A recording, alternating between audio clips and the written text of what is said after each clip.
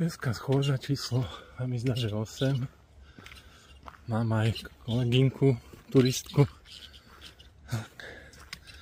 Dneska mám dosť bolesti v krížoch, ale dám to.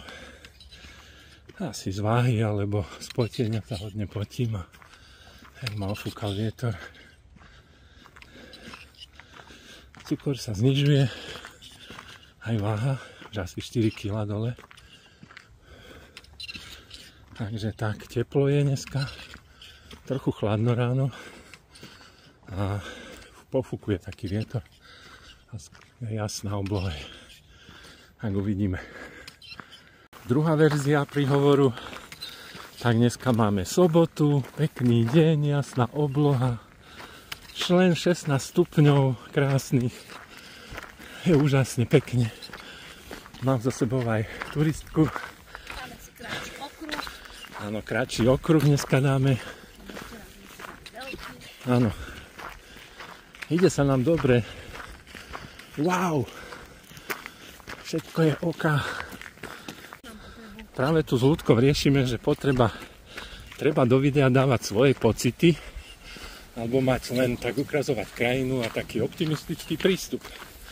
A ja hovorím, že aj pocity sú dôležité, lebo každý deň sa človek cíti ináč. A ona hovorí, že to není treba.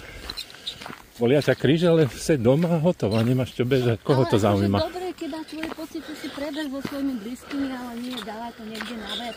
Ľudia, ktorí sa nepoznajú, aby vnímali svoje pocity. Mňa to nezaujíma. Však to video je hlavne pre mňa, aby som ja vedel, jak som bojoval s tým. Cukrom a váhou a...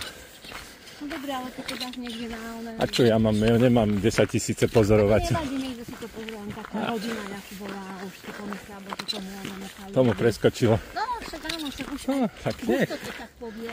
No nie. No však áno. Áno, ja mám svoje ciele, Kompostelu, Cesta hrdinov SNP. Ja sa musím dať do formy. No. Tak ideme ďalej, môj. To sú naše témy dneska. Tak už.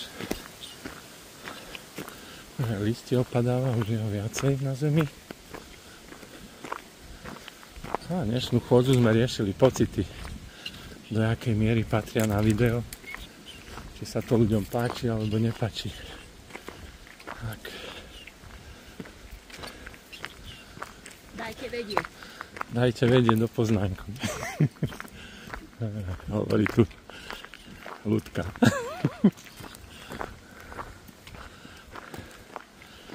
Ja si myslím, že to tam patrí, lebo človek ide každý deň, má na tréningu iné pocity. Raz ho bolia kríže, raz ho bolia nohy, kolena, svaly. Dobre. Tu už hádže rukou, tak musím prestať. Ideme ďalej. Tak dnešný chôdza sa mi chýli ku koncu. Dneska je sobota, rozdelil som si to na dve také chodiace etapy. Ešte ma čaká Devín.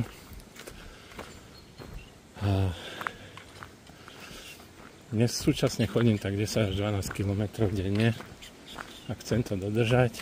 A dnešný tréning bol dobrý, cítim sa výborne. Počasie vyšlo. A tak no, uvidíme, či do ďalších tréningov budeme mať chuť. Uvidíme sa. Ahojte pútnici a turisti. Dovi.